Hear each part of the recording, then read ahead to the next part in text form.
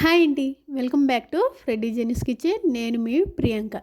ఇవాళ మన రెసిపీ వచ్చేసి గులాబ్ జామ్ అండి.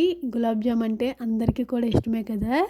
చాలా జ్యూసీగా ఎటువంటి విధంగా బ్రేక్ అవ్వకుండా సింపుల్ మెథడ్తో మీకు ఈ వీడియోలో చూపిస్తున్నాను. చాలా అంటే చాలా బాగుంటుంది. ఇలా మనము మెత్తగా రౌండ్గా కలుపుకోవాలి. కొంచెం కొంచెం వాటర్ అనేది యాడ్ చేసుకుంటూ ఇప్పుడు షుగర్ సిరప్ అనేది రెడీ చేసుకోవాలండి.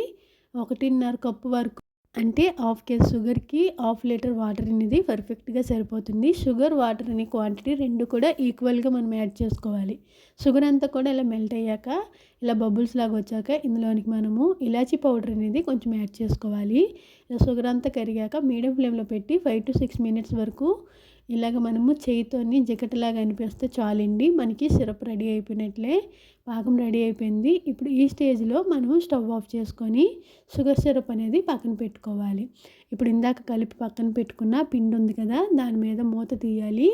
మూత తీసి చేతికి ఆయిల్ అనేది అప్లై చేసుకుంటూ చిన్న చిన్న బాల్స్ లాగా మనము బ్రేక్ అవ్వకుండా స్మూత్గా కలుపుకోవాలి. పిండి మనము స్మూత్గా కలుపుకున్నప్పుడు మనం బాల్స్ చేసినప్పుడు మనకి ఎక్కువగా ప్రెషర్ అనేది యూజ్ చేయకుండా సింపుల్గా ఇలా రౌండ్గా మనం చేసుకోవచ్చు.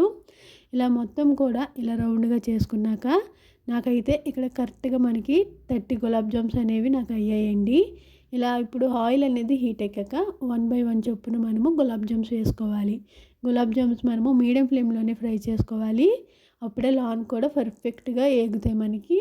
ఇలా గోల్డెన్ కలర్ వచ్చే వరకు మనము గులాబ్ జామ్స్ అనేవి ఫ్రై చేసుకోవాలి. పర్ఫెక్ట్ స్వీట్ షాప్ స్టైల్లో మనకి ఈ గులాబ్ జామ్స్ అనేవి మనకు వచ్చాయి. జ్యూసీగా చాలా టేస్టీగా కూడా ఉంటాయి. ఇంట్లో ఫెస్టివల్స్ అయినా ఎవరైనా గెస్ట్లు వచ్చినా ఒకసారి ఇలా చేసి పెట్టారంటే బయటకు ఉన్నట్టే అనుకుంటారండి. అంత పర్ఫెక్ట్గా మనకు వస్తాయి. కాబట్టి మీరు కూడా ఒకసారి మీ ఇంట్లో ట్రై చేసి మీకు ఎలా కుదిరిందో మాకు కామెంట్స్ చేయండి. మా వీడియోని లైక్ చేయండి. మరిన్ని వీడియోస్ కోసం ఛానల్ ఫాలో అవ్వండి. Thank you.